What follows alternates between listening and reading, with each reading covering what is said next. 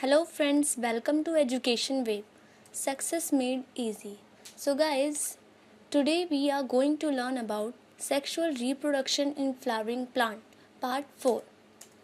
So guys, इस video में हम पॉलिनेशन के बारे में पढ़ने जा रहे हैं. लास्ट की वीडियो में हमने बायोटिक फैक्टर्स के थ्रू पॉलिनेशन पे पढ़ा था और इस वीडियो में हम पढ़ेंगे pollination by birds, insects or animals. Okay, so let's start. So zoophily is a form of pollination whereby pollen is transferred by animals. So zoophily एक ऐसी pollination की form है जहाँ पे जो pollen grains होते हैं anther से stigma तक transferred होते हैं with the help of animals. Animals की help से. Okay. So zoophily is a form of pollination whereby pollen is transferred by animals. Okay. So flower should be colorful. So guys, जब wind और water के through की help से जब pollination अकर हो रही थी, ओके, सो वहाँ पे जो फ्लावर था उसको कलरफुल होने की भी कोई ज़रूरत नहीं थी, किसी भी तरह की अट्रैक्शन की ज़रूरत नहीं थी. बट यहाँ पे एनिमल्स को अट्रैक्ट करना पड़ेगा फ्लावर्स को अपनी तरफ. सो फ्लावर्स के अंदर जो कैरेक्टरिस्टिक्स फीचर्स होने चाहिए वो कौन कौन से होने चाहिए. So flower should be colourful.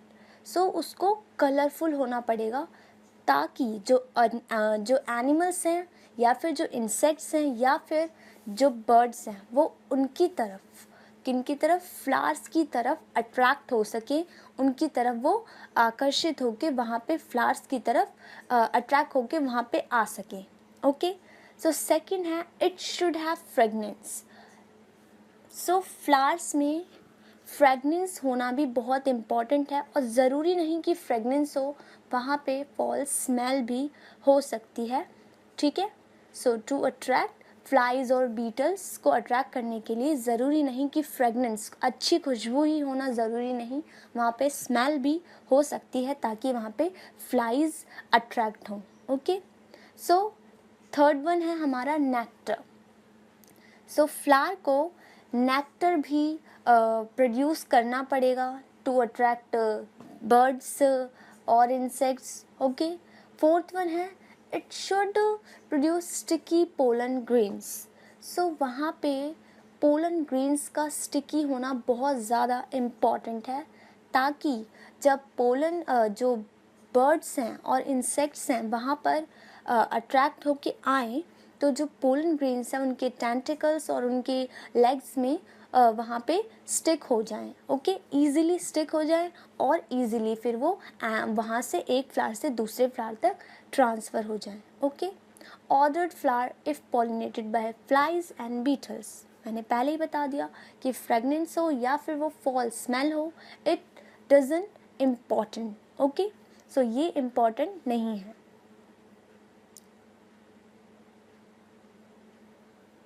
Okay, so floral reward for insects. So animals pollination कराने में फ्लावर्स की हेल्प कर रहे हैं. सो उसके बदले में जो फ्लावर्स हैं उन्हें एक रिवॉर्ड देते हैं इंसेक्ट्स को. ओके, जैसे कि फर्स्ट वन है safe place to lay their eggs. So कुछ जो हमारे बीटल्स और या फिर इंसेक्ट्स जो होते हैं वो फ्लावर्स की तरफ तब भी अट्रैक्ट होते हैं जब उन्हें अपने एग्स को एक सेफ प्लेस पे रखना हो तो वो फ्लावर्स तक आते हैं. Okay, to lay their eggs. And second है हमारा पोलन और नेक्टर. सो कुछ ये ज़रूरी नहीं है कि वो जो फ्लावर्स की तरफ जो अट्रैक्ट हो रहे हैं, जितने भी इंसेक्ट्स या फिर जितनी भी जो बर्ड्स हैं वो उसकी तरफ अट्रैक्ट हो रही हैं, वो सिर्फ उसको पॉलिनेट करने के लिए अट्रैक्ट हो रही हूँ. It is not important. वो पोलन ग्रेन्स या फिर नेक्टर को कंज्यूम भी कर सकती हैं.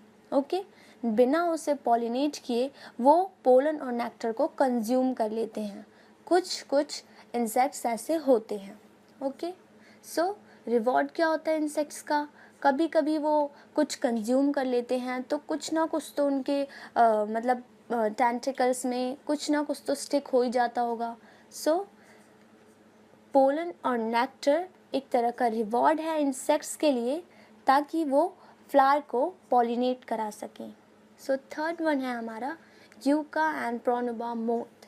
Okay, so yucca and moth, जो यूका प्लांट और मोथ की जो रिलेशनशिप है इसके बारे में हमें डिटेल में पढ़ना है। ओके, क्योंकि ये थोड़ा इम्पॉर्टेंट है और इसमें से एंट्रेंस लेवल पे भी बहुत कुछ आता है। सो चलिए फिर इसके डिटेल में इसके बारे में पढ़ते हैं। So pronuba moth and yucca plant. Okay, so firstly step taken as follows. So mainly इसमें होता क्या है, जो यूका प्लांट होता है उसे पॉलिनेशन के लिए जो मोथ होता है, प्रोनुबा मोथ जो होता है, वो उसकी हेल्प करता है। ओके, और पहली बात, जो मोथ होता है उसे अपने एग्स को ले करने के लिए एक सेफ प्लेस की ज़रूरत होती है, और वो अपने एग्स को ले करने के लिए यूका प्लांट पे ही जाता है, और कहीं भी वो अपने एग्स को ले करना नहीं करता। ऑब्वियसली वो कभी कहीं पे भी अपने एग्स को नहीं ले करते, ये जो मॉथ्स होते हैं। इसीलिए ये भी बोला जाता है कि ये दोनों अपनी लाइफ साइकिल एक दूसरे के बिना कंप्लीट नहीं कर सकते। ओके, सो फर्स्टली जो मॉथ होता है वो lay its egg in locule of the ovary of yucca plant. So पहले जो मॉथ होता है, pronuba moth, lay its egg in locule of the ovary of yucca plant। तो वो अपने एग को जो यूका प्लांट की ओवरी के लॉक्यूल में ले कर देता है।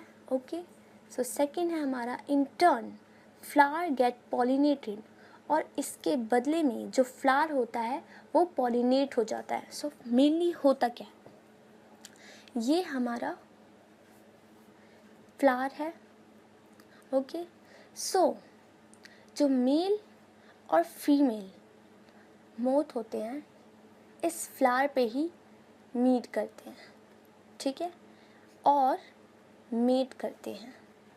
ओके, जब when female get ready to lay its egg, so ये दूसरी फ्लावर पे जाती है to lay its egg. Okay, और इस फ्लावर की ओवरी के लक्यूल में अपने एग को ले कर देती है। ओके, ये इसने अपने एग को ले कर दिया। Okay, so pronuba moth lay its egg in locule of the ovary of yucca plant. So मैंने बताया था कि पहले ओवरी होती है, देन एक लक्यूल होता है, और लक्यूल के अंदर ओव्यूल होता है। ओके, सो यहीं पे वो अपने एग को ले कर देती है।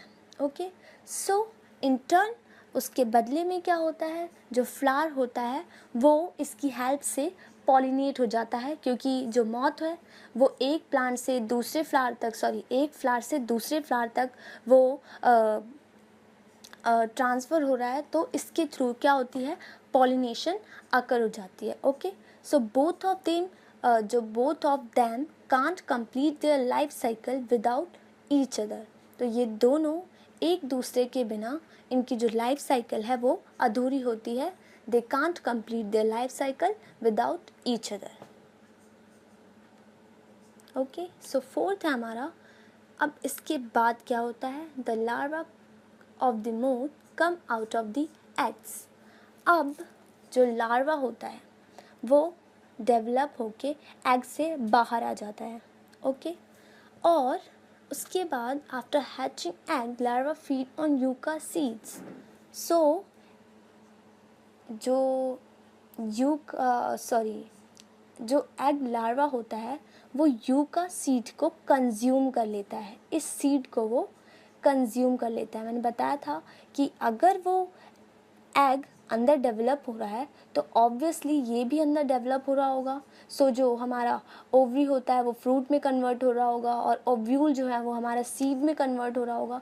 सो बेसिकली जो हमारा लार्वा होता है वो यूका प्लांट की सीड को कंज्यूम कर लेता है। ओके, कंज्यूम किस लिए करता है? टू गेट एनर्जी, ताकि उसे नरिशमेंट मिले। ओके, नरिशमेंट के बाद larva then burrow out of the fruit. Okay, so nourishment मिल जाता है, देन ये फ्रूट से बाहर आ जाता है। ओके, ये फ्रूट से बाहर आ जाता है। वैसे भी जो यूका प्लांट होता है वहाँ पे ज़रूरी, वहाँ पे एक ही फ्रूट नहीं होता, वहाँ पे बहुत सारे फ्रूट होते हैं। तो लार्वा जो होता है वो किसी एक फ्रूट के अंदर है, सो वो कंज्यूम तो कर ही सकता है। एक फ्रूट तो मतलब एक सीड तो वो कंज्यूम कर ही सकता है, क्योंकि वहाँ पे ऑलरेडी बहुत सारे फ्रूट होते हैं। Okay, so larva then burrow out of the fruit. Okay, then it moves under the soil. Then जब ये बाहर आ जाता है फ्रूट से, तो ये कहाँ चला जाता है? अंडर द सॉइल, सॉइल के अंदर चला जाता है। एंड मेक देयर कोकून्स, और ये फिर अपने मेक देयर कोकून्स, अपने कोकून्स को बनाता है। देन फिर से वही प्रोसेस रिपीट होती है। देन फिर से मेल और फीमेल मीट करते हैं, देन दे मीट, एंड फिर दूसरे फ्लावर पे जाना। Okay, so same process again repeat होता है।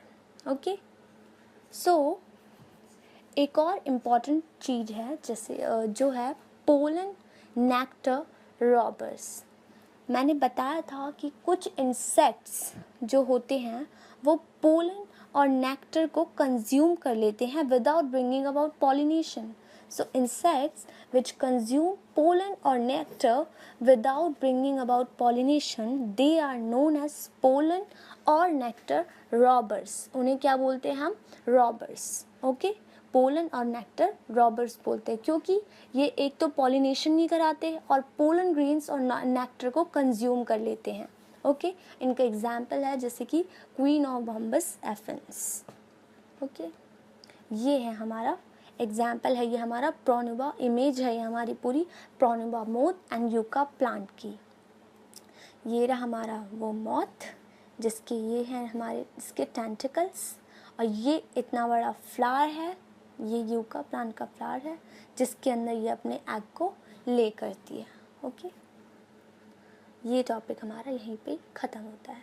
नेक्स्ट है हमारा आउट ब्रीडिंग डिवाइसेस। बहुत ही इम्पॉर्टेंट टॉपिक है, इसमें एग्ज़ाम में बहुत पूछा जाता है। Okay, so out breeding devices की डेफिनेशन पे एक बार देखते हैं।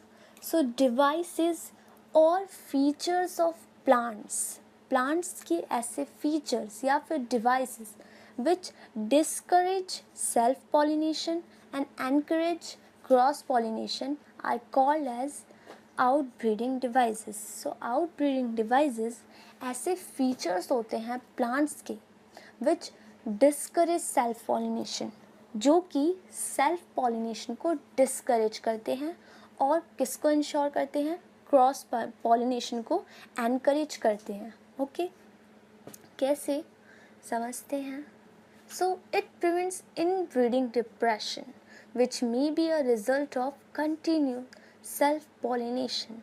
सो आउटब्रीडिंग डिवाइस का मेनली जो मोटिव होता है वो प्रिवेंट करना होता है इनब्रीडिंग डिप्रेशन से। इनब्रीडिंग डिप्रेशन हमने पढ़ा है, जैसे कि इनब्रीडिंग जो डिप्रेशन होता है वो क्या होता है कि किसी भी प्लांट को जब बार बार सेल्फ पॉलिनेट किया जा रहा है तो एक स्टेज आ जाती है, एक इनफर्टिलिटी की स्टेज आ जाती है कि वो फर्टिलाइजेशन नहीं कर पाता।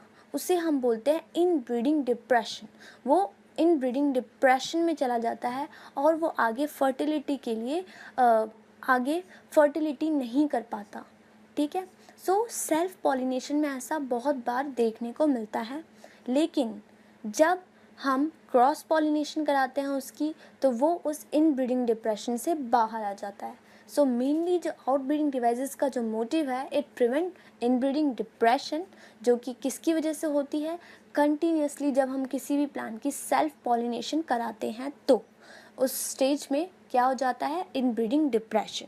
ओके, सो यूनिसेक्सुअलिटी। सो आउटब्रीडिंग डिवाइसेस मेनली बहुत सारे इस फीचर्स होते हैं प्लांट्स के जो आउटब्रीडिंग डिवाइसेस हैं, जैसे कि फर्स्ट वन है हमारा unisexuality. So examples of these devices, ये इन डिवाइसेस के कुछ एग्जाम्पल्स हैं, जैसे कि unisexuality. So formation of unisexual flowers, या तो यूनिसेक्सुअल का मीनिंग होता है आइदर मेल और फीमेल। सो वहाँ पे द मेल प्रेजेंट हो, इट मीन्स इधर एंथर प्रेजेंट हो वहाँ पे उस फ्लावर के अंदर, और क्या प्रेजेंट हो, इधर एंथर और स्टिग्मा, या फिर हम बोल सकते हैं, या फिर उसमें क्या प्रेजेंट हो, पेस्टल प्रेजेंट हो। Okay, so formation of unisexual flower. So two conditions are there, यहाँ पे दो कंडीशंस होती हैं। फर्स्ट है हमारी monoecious plant. Okay, so male and female जो flowers are produced on the same plant, plant same होगा but male and female flowers जो हैं वो सेम प्लांट पे ही प्रोड्यूस होंगे।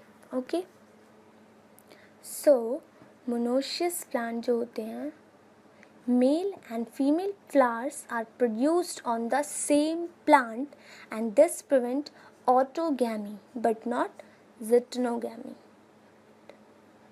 Example is castor maize. Okay, इसके एग्जाम्पल क्या होता है, castor maize।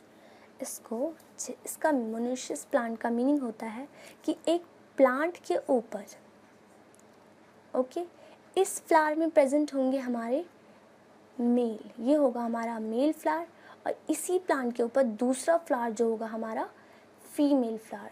सो ये क्या प्रिवेंट करेगा, ऑटोगैमी। ऑटोगैमी में हमने क्या पढ़ा था कि एक ही फ्लावर के अंदर मेल और फीमेल दोनों ही थे, और फीमेल पार्ट से मेल पार्ट से फीमेल जो था वो पॉलिनेट हो जाता था, तो इसे क्या बोलते थे हम, autogamy.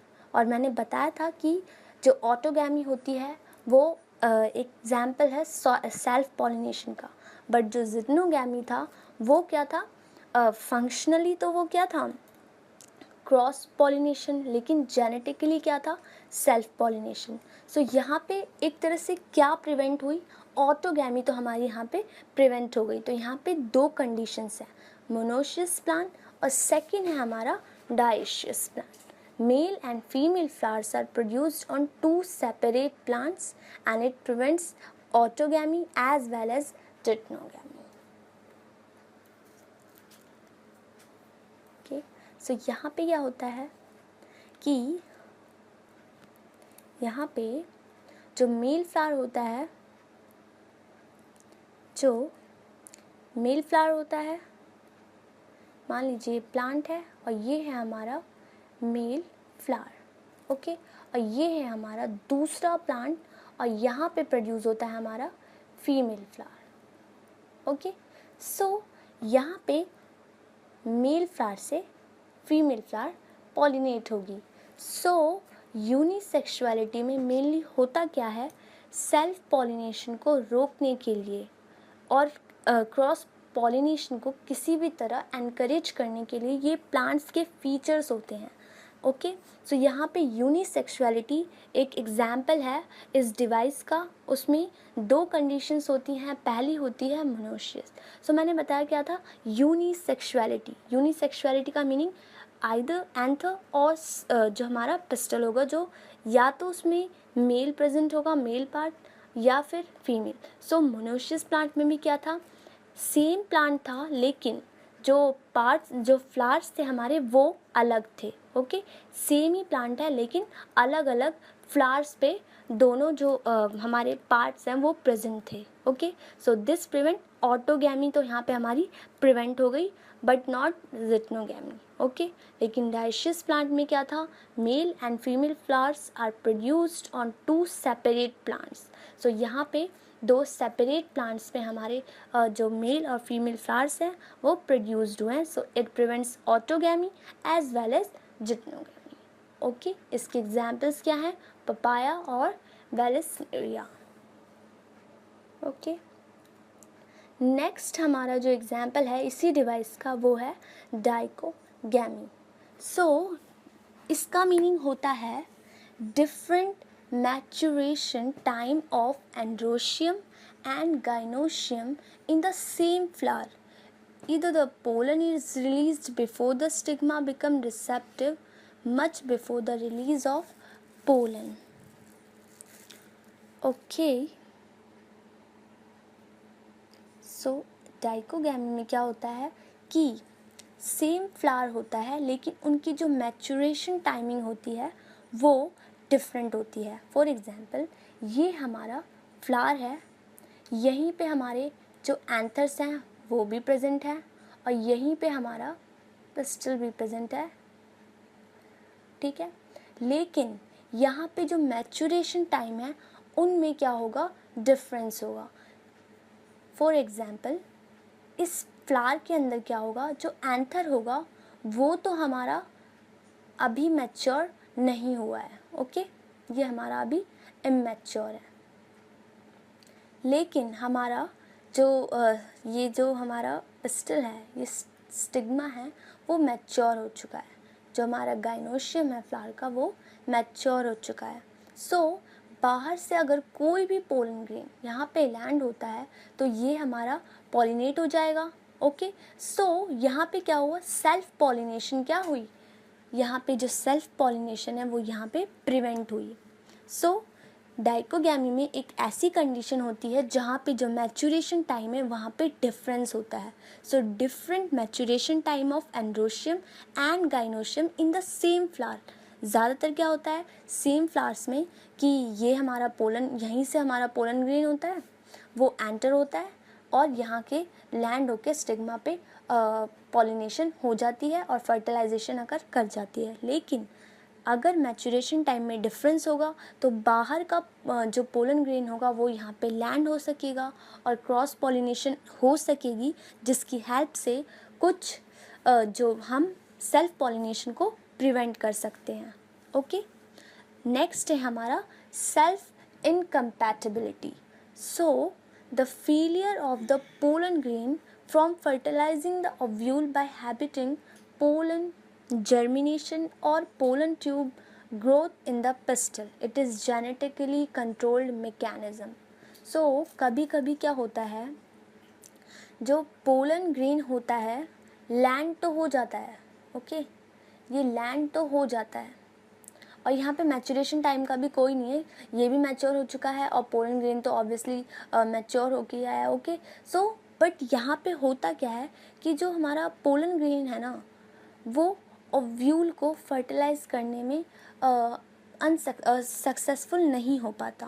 Okay, so self incompatibility क्या है, ये जेनेटिकली होता है, ये जेनेटिकली कंट्रोल्ड मैकेनिज्म है, इसे कोई नहीं कंट्रोल करता. Okay, so the failure of the pollen grain from fertilising the ovule. So यहाँ पे जो पोलन ग्रेन होता है वो फेल हो जाता है और ओव्यूल को फर्टिलाइज करने में अनसक्सेसफुल होता है. Okay, bye inhibiting pollen germination और pollen tube growth in the pistol. यहाँ पे ये सेल्फ इनकम्पैटिबिलिटी होती है.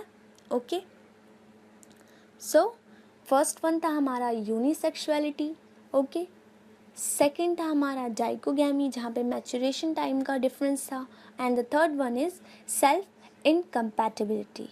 सो नेक्स्ट है हमारा in some species. The fourth one is okay, in some species the anther and stigma are placed at different positions so that pollen cannot come in contact with the stigma of the same flower.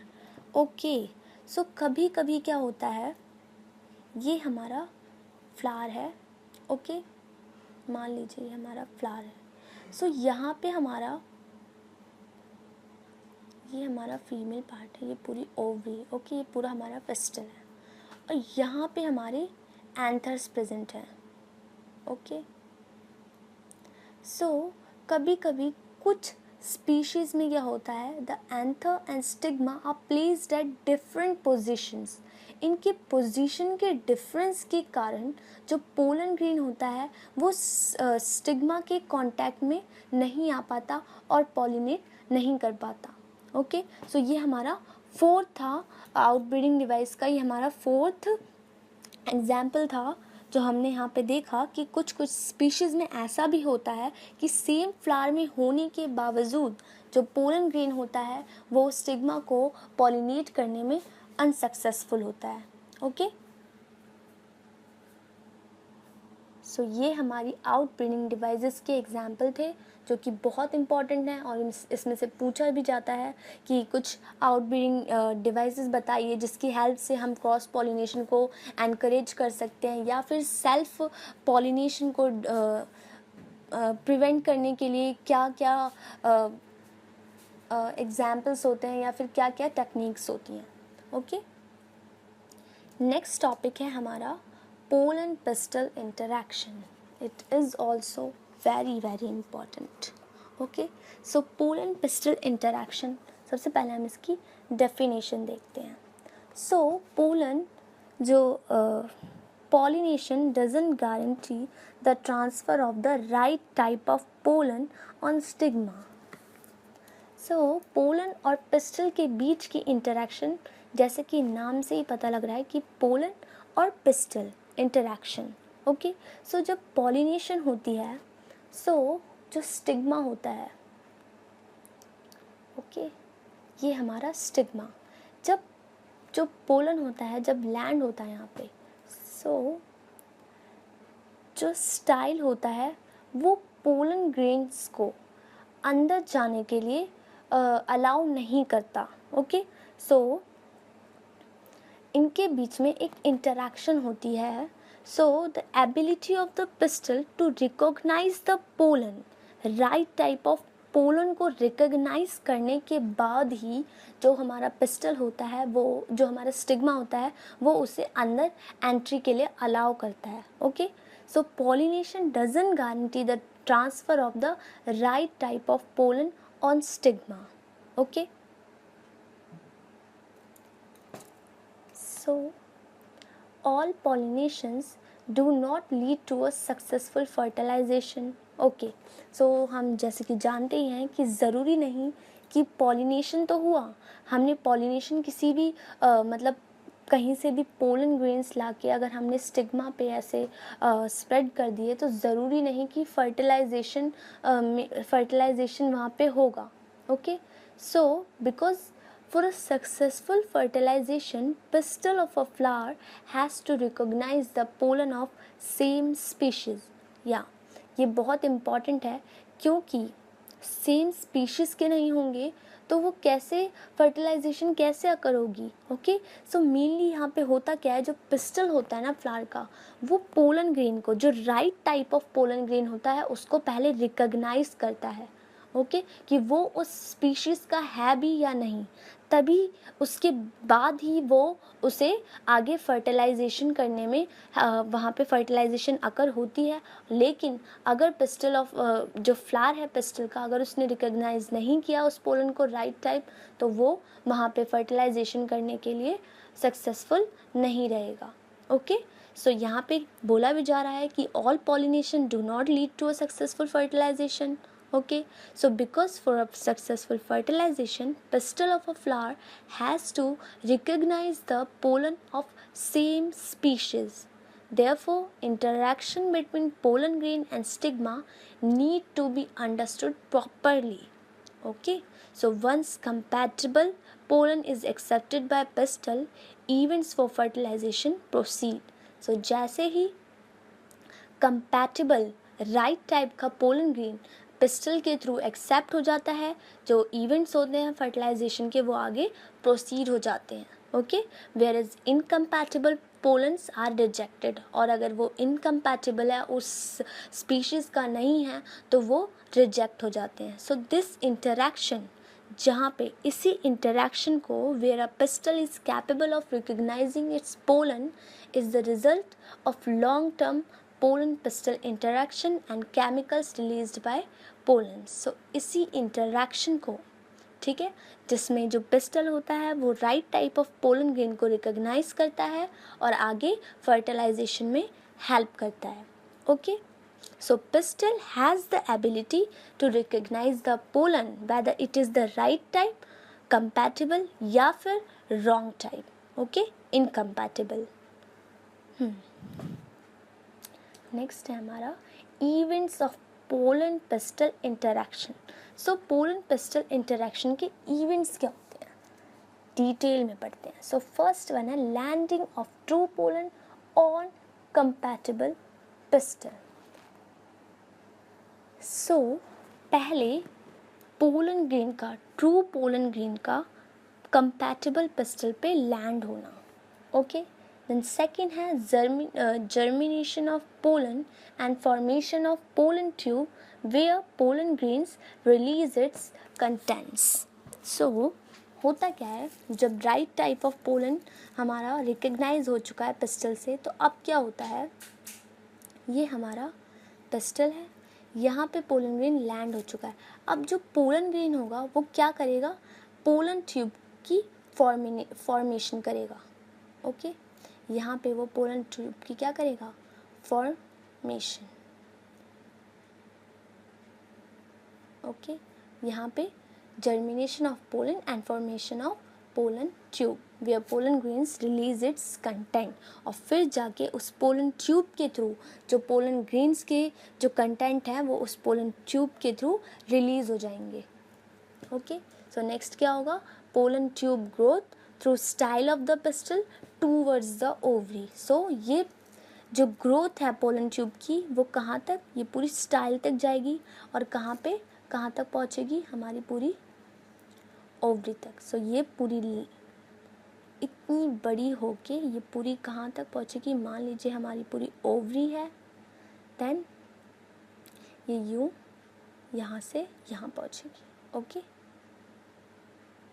So landing of true pollen on compatible pistil, then germination of pollen tube, and then pollen tube growth through the style of the pistil towards the ovary, okay, and entry of male gametes into the ovule and then to synergids। और फिर क्या होता है, आपको भी पता है कि जो पोलन ग्रेन्स होते हैं उनके पास 2 मेल गैमेट्स होते हैं, जो दोनों मेल गैमेट्स यहाँ से होते हुए फिर यहाँ पे जो हमारा होते हैं सिनर्जिड्स, ओके, और ये हमारा होता है पोलन न्यूक्लियाई। तो एक जो होता है वो पोलन न्यूक्लियाई जो हमारा पूरा एग होता है उससे जाके फ्यूज़ हो जाता है, और दूसरा जो हमारा मेल गैमेट होता है वो किसी एक सिनर्जिड से जाके फ्यूज़ हो जाता है, ओके। सो ये हमारा क्या था, पोलन पिस्टल इंटरैक्शन। नेक्स्ट है हमारा entry of pollen tube into ovule takes place through. So जो पोलन ट्यूब की एंट्री होती है into ovule takes place through, so कहाँ से होती है, सो मेनली जो पोलन ट्यूब की एंट्री होती है वो कहाँ से होती है, माइक्रोपाइल से। कहाँ से होती है, हमने बताए थे कि हमारे जो ओव्यूल के 2 एंड्स होते हैं, एक होता है माइक्रोपाइल और दूसरा होता है हमारा चैलिज़ा एंड, ओके। सो जहाँ से हमारी ओपनिंग थी वो क्या थी, हमारी micropyle end. So this is the most common condition and takes place in most of the flowering plant, okay. So ज़्यादातर जो हमारे प्लांट्स होते हैं, जितने भी हमारे फ्लावरिंग प्लांट हैं, वहाँ पे क्या होता है कंडीशन कि जो एंट्री होती है हमारी पोलन ट्यूब की वो माइक्रोपाइल एंड से ही होती है। बट ज़रूरी नहीं कि सभी में ऐसा होता हो, कुछ होते हैं जहाँ पे चैलिज़ा एंड से भी होती है, ओके, जैसे कि कैज़रीना, एंड थर्ड वन है हमारी जहाँ से इंटीग्यूमेंट से होती है, जैसे कि cucurbita, okay. Entry of pollen tube into embryo sac, अब ओव्यूल में हो गई, एंड नाउ कहाँ पे होगी, एम्ब्रियो सैक के अंदर। So the tube invariably enters embryo sac at micropylar end and degenerating synergid cells, okay। सो हमारी जो पोलन ट्यूब थी वो उनकी एंट्री कहाँ पे होगी, एम्ब्रियो सैक तक। माइक्रोपाइलर एंड से मेनली मैंने बताया था कि मोस्ट कॉमन क्या होता है फ्लावरिंग प्लांट के अंदर, थ्रू कहाँ से होती है, माइक्रोपाइलर एंड से, okay. So filiform apparatus present at micropylar part of synergids guides the entry of pollen tube. So guys,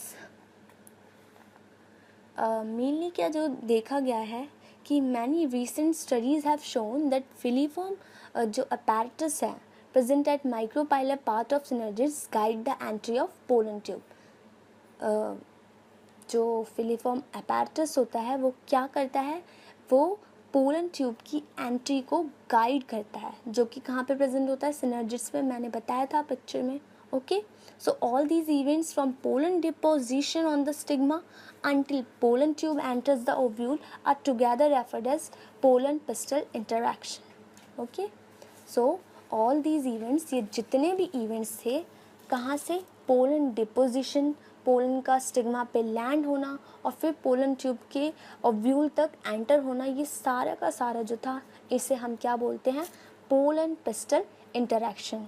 They are together referred as pollen pistil interaction. Okay, ये बहुत ही important है, इस पे ध्यान दीजिएगा। ओके, नेक्स्ट है हमारा artificial hybridization. So artificial hybridization होता क्या है? So it is a method of crop improvement in which crosses are made between different varieties, species and genera in order to combine the desirable characters in a single superior variety, and this helps to avoid unwanted pollen rejections and save time also. So mainly क्या होता है, artificial जो हाइब्रिडाइजेशंस है हमारी, ये crop improvement के method में ज़्यादा यूज़ होती है, जिसमें जो हमारी डिफरेंट वैरायटीज़ हैं, जो डिफरेंट स्पीशीज़ हैं, उनमें जितने भी डिज़ायरेबल कैरेक्टर्स हमें चाहिए, हम उनको चुनते हैं और उनके बीच में हम पॉलिनेशन कराते हैं, ताकि हमारे को जो हमें जो जिस कॉम्बिनेशन का हमें चाहिए, डिज़ायरेबल कैरेक्टर जो हमें चाहिए, वो हमें मिल सके। ओके, सो ये हमारी जितनी भी पोलन रिजेक्शंस होती हैं और हमारा जो टाइम जितना भी हमारा खर्च हो जाता है, जितना भी, उसे ये सेव करने में हेल्प करता है। सो ये होता है आर्टिफिशियल। सो ना ही यहाँ पे हमारे बायोटिक एजेंट्स हमारी हेल्प करेंगे, ना ही हमें किसी भी तरह का रिवॉर्ड इन्हें देना पड़ेगा। ओके, और ना ही ये एबायोटिक एजेंट्स करेंगे। सो फर्स्ट वन देखते हैं हमारा, जो hybridization proceeds in 2 steps, one is emasculation and other is bagging. So first पढ़ते हैं हमारा इमेस्कुलेशन। ओके, सो मेनली क्या होता है, इमेस्कुलेशन मीन्स होता है covering of emasculated flower. Okay, हमारे इमेस्कुलेटेड फ्लावर को कवर करना buds before the anther dehiscence. So यहाँ पे जो डेफिनेशन है वो पढ़ते हैं। इमेस्कुलेशन, रिमूवल ऑफ स्टेमन्स और एंथर्स और killing the pollen of a flower without the female reproductive organ is known as emasculation. So यहाँ पे क्या होता है, इमेस्कुलेशन मीन्स होता है जो हमारे एक ही फ्लावर में, बताया था कि एक ही फ्लावर के अंदर स्टिग्मा भी होता है, हमारा पिस्टल भी होता है और यहीं पे हमारा एंथर भी होता है। सो इमेस्कुलेशन का मीनिंग होता है इस स्टेमन को, जो रिमूवल ऑफ स्टेमन्स या फिर यहाँ के ये जो एंथर्स है, इन्हें रिमूव करना, और killing the pollen of a flower without the female reproductive. ये हमारा ऐसे ही रहेगा, लेकिन हम इसे रिमूव कर देंगे, जो हमारा एंथर है उसे हम रिमूव कर देंगे बिफोर द पॉलिनेशन। पॉलिनेशन से पहले हम इसे रिमूव कर देंगे, ताकि यहाँ पे ये पॉलिनेशन अगर ना कर पाए, क्योंकि हमें दूसरे पोलन ग्रेन से इसे पॉलिनेट कराना है, क्योंकि हमें डिज़ायरेबल क्रॉप चाहिए। ठीक है, तो हम डिज़ायरेबल पोलन ग्रेन चुनेंगे। ओके, और इसे हम इस पोलन ग्रेन को यहाँ पे लैंड कराएंगे और फिर पॉलिनेशन अकर हो जाएगी एंड देन फर्टिलाइजेशन अकर हो जाएगी। Okay, so removal of stamens और एंथर्स और killing the pollen of a flower without the female reproductive organ is known as emasculation. Okay, so इस प्रोसेस को क्या बोलते हैं हम, इमेस्कुलेशन। सो इमेस्कुलेशन के बाद है हमारा second, bagging. So bagging is the protection of emasculated flower from contamination by undesirable pollen grains. So here the pollen is masked by a bag, still the flower attains receptivity. In unisexual flowers, bagging is done before the flowers are open. So guys, बताया था कि ई sexual, यहाँ पे ई मैस्कुलेशन में क्या हुआ कि हमने जो एंथर था वो रिमूव कर दिया, लेकिन जो स्टिग्मा है अभी अभी मैच्योर नहीं हुआ, लेकिन हमें भाई इसे सेव करना है, हमें इसे प्रोटेक्ट करना है ताकि कोई और पोलन ग्रेन आके इस पे लैंड ना हो जाए और इसे पॉलिनेट ना कर दे. ओके, सो हम क्या करेंगे, इसे कवर कर देते हैं, इसे हम एक मास्क से पूरा बैग्ड कर देंगे. So bagging is the protection of emasculated flower. अगर हमने जब एंथर्स को रिमूव कर देते हैं तो ये कौन सा फ्लावर बन जाता है, इमैस्कुलेटेड फ्लावर. सो प्रोटेक्शन के लिए हम कौन सी टेक्निक यूज़ करते हैं, bagging technique, from contamination by undesirable pollen grains, ताकि कोई अनडिज़ायरेबल पोलन ग्रेन से इसकी फर्टिलाइजेशन ना हो सके. Okay, so here the flower is masked by a bag. Okay, still the flower attains receptivity. तब तक कब तक होगी ये, ताकि जब तक कि ये एक मैच्योरिटी अटेंड ना कर सके, और जैसे ही ये मैच्योरिटी अटेंड करेगा हम जो डिज़ायरेबल पोलन ग्रेन है वो इस पे स्प्रेड कर देंगे. Okay, so in unisexual flowers bagging is done before the flowers are open. So unisexual flowers में हम क्या करते हैं, bagging is done before the flowers are open. हम फ्लावर्स को बैगिंग तभी करते हैं जब वो ओपन होने से पहले, उनको ओपन होने से पहले ही हम बैग कर देते हैं यूनिसेक्सुअल फ्लावर्स के अंदर, ताकि वो किसी और के थ्रू पॉलिनेट ना हो सके. So in unisexual flowers bagging is done before the flowers are open. Okay, और dusting of pollen grains from anthers of male parent on the stigma of female parent when stigma attains receptivity and then it is rebagged. Okay, so कि कुछ जो flowers होते हैं. Okay, so if the female जो parent जो plant है it produces unisexual flower, there is no need for emasculation. जहाँ पे कोई भी जो प्लांट है वो यूनिसेक्सुअल फ्लावर को प्रोड्यूस कर रहा है तो वहाँ पे इमैस्कुलेशन की वैसे ज़रूरत नहीं होती. ओके, क्योंकि वो यूनिसेक्सुअल फ्लावर है, और यूनिसेक्सुअल फ्लावर में क्या होता है, या तो एंथर ही प्रोड्यूस होता है एक फ्लावर पे, या फिर कोई फीमेल पार्ट या फिर मेल पार्ट. सो वहाँ पे इमैस्कुलेशन मतलब रिमूव करने की तो बात ही नहीं आती. Okay, so in unisexual flowers there is no need for emasculation. Okay, but bagging हम कर सकते हैं ताकि कोई और पोलन ग्रेन वहाँ पे लैंड होके उसे पॉलिनेट ना कर सके. ओके, सो इमैस्कुलेशन नहीं होती लेकिन बैगिंग होती है. ओके, नेक्स्ट जो वीडियो है हम उसमें पढ़ेंगे double fertilization. Okay, double fertilization पढ़ेंगे और हमारे जितने भी पोस्ट फर्टिलाइजेशन के इवेंट्स हैं हम उसको उसके अंदर पढ़ेंगे, वो हमारे लास्ट वीडियो में. Okay, so thank you so much guys, thank you for watching my video. Like करना मत भूलना, कमेंट करना भी मत भूलना. ओके, आपको मेरी वीडियो कैसी लगी प्लीज़ कमेंट करें और प्लीज़ लाइक करें, and please do not forget to subscribe. Bye guys.